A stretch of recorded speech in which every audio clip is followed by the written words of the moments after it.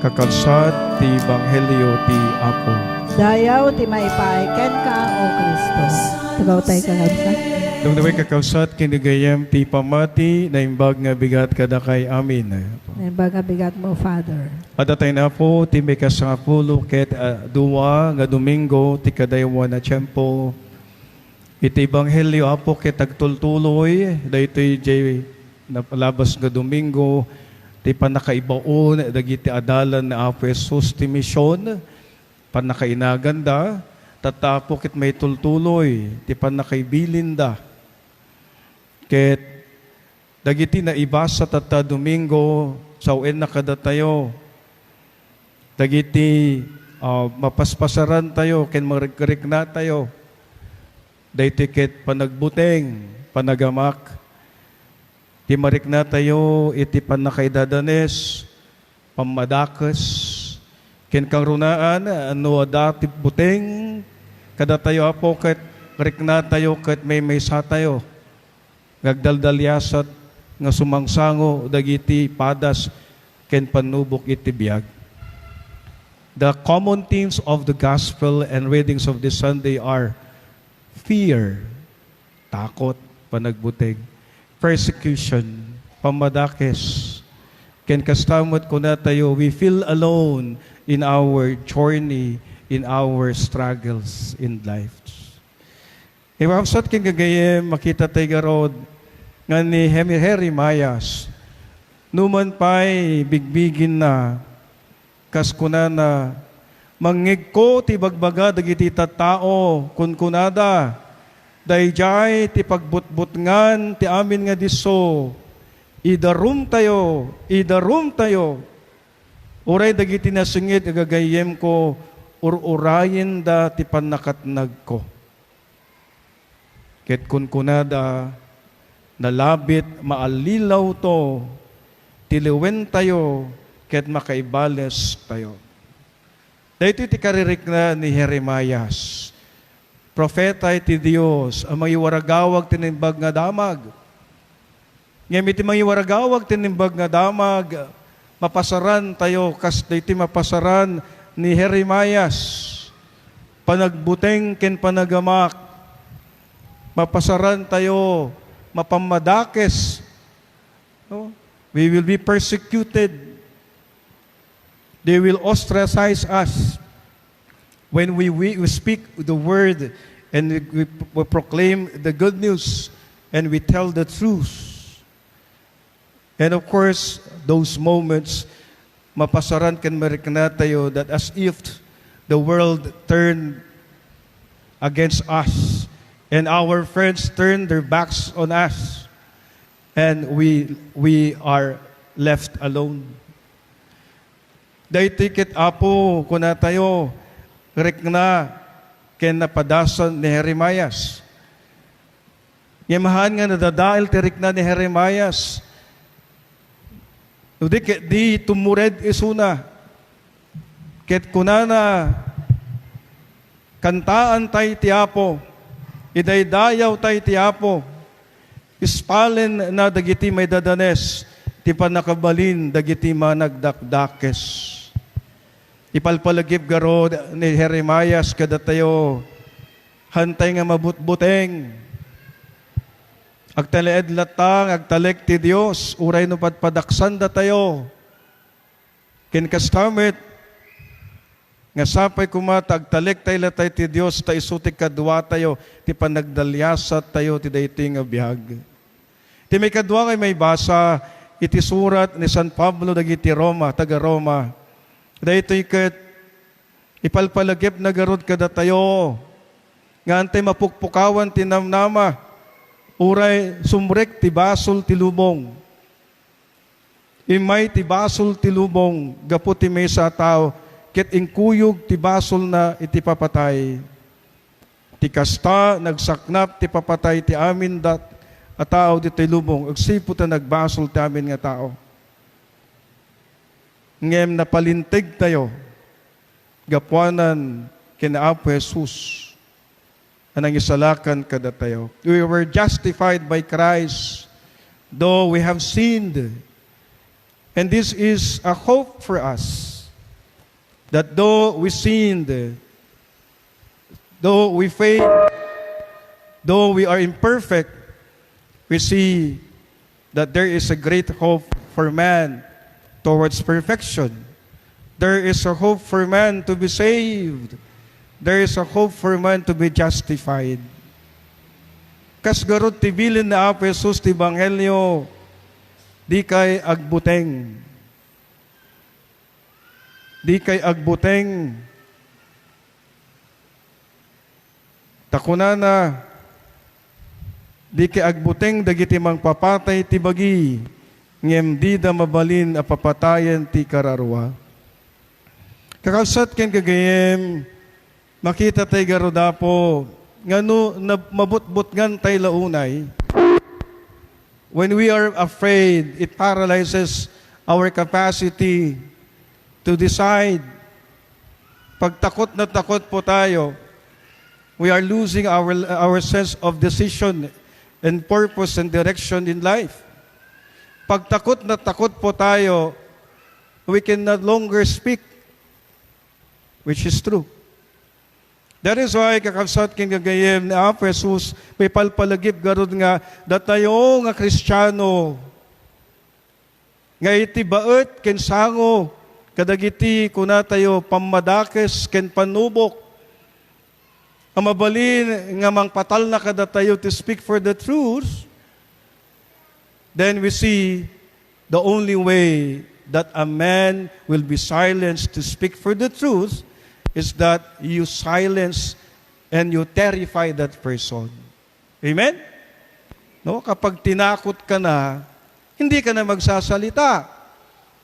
Pag tinakot ka na, mawawalan na yung sense of purpose and direction mo.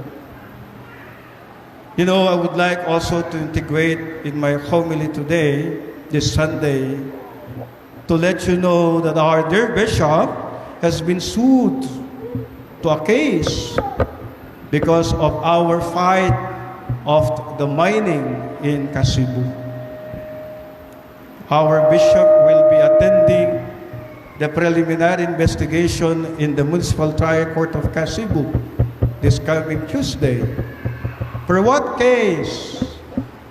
He was being filed a case because he was speaking on behalf of our people. He was helping the barricada. He was trying to ask people to support the barricada. And that he is being sued to what we call forcible entry. So you see, sasabi po natin, mali ba ang ating obispo? Mali ba tayo kapag pinaglalaban po natin ang pagmamalasakit sa kalikasan? Mali ba tayo na iniisip po natin ang kapakanan ng nakakarami at sa kinabukasan ng ating mga anak at kabataan? Dahil wala naman pong maganda, because the reversible effects of mining is that after the mining operations, they will leave the place and no longer possible na pwede pong pagtirahan ng tao. Dahil nga po alam po natin na kapag minina, the large-scale mining, sa isang lugar, hindi na po siya safe to stay and to live with. My dear brothers and sisters, that is why we see they want to silence the voice of our shepherd. Gusto po nilang patahimikin ang ating obispo. Ibig po sabihin, this is a form of harassment to our bishop. Amen? Tatakutin tayo para manahimik tayo. Amen? Kapag namahimik tayo, matutuloy ang kanilang plano. Ano pong plano? Minahin ang lugar ng Pao at Karatig na barangay sa Kasibu na sumasakop ng 4,456 hectares by the North Luzon Mineral Resources Corporation owned by the Chinese. You see, para bang titignan po natin, alam po natin that we are divided in some areas when we speak about mining. But at the end of the day, from the very heart of a Christian, we know na walang magandang idudulot pag sinira natin ang kalikasan. Alam niyo po kung bakit saan tayo umuugat ng ating pong pagmamalasakit at laban kontra mina, ay tayo po ay biniyaan ng mga kabundukan na marami pong mga kakahoy. We are blessed by mountains with vast forests. And with this, we have this watershed. Ito'y apo tagaputubog. Nga iso apo, itimang bibiyag dagiti manalon, kentaltalon tayo. Iso ako natin ang sat kinagayem. We are serious about this.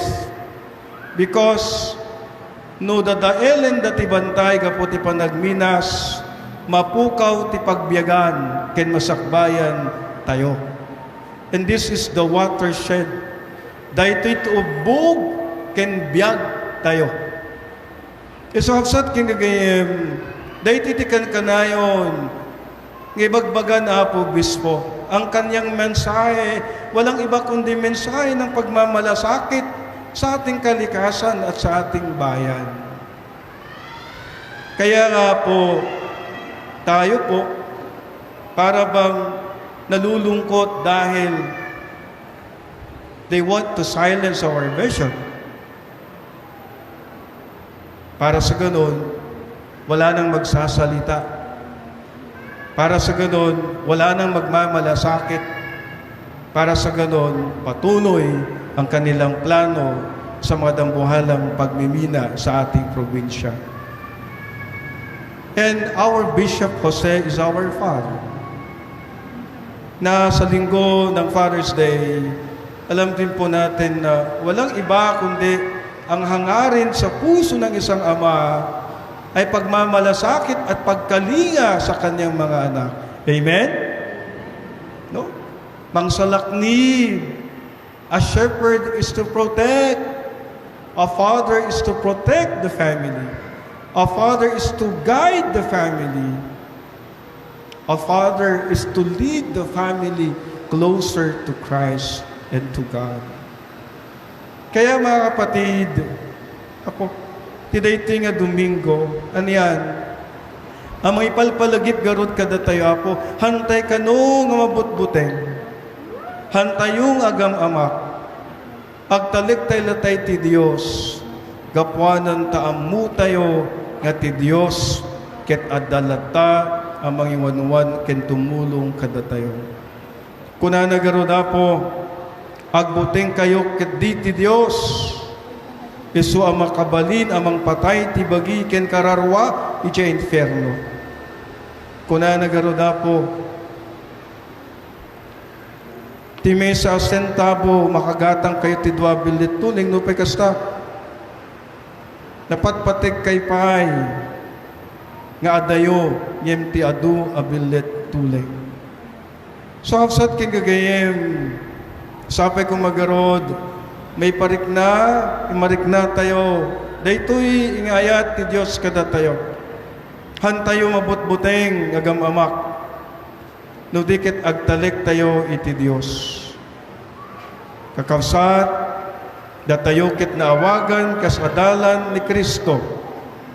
Amang ipaduyakyak iti sao, ken karunaan mang paniknek iti ayat ken kaasina iti lubong.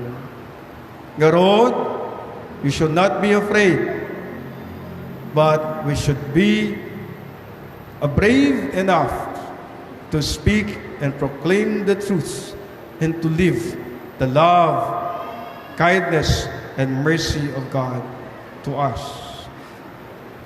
Amen. Amen.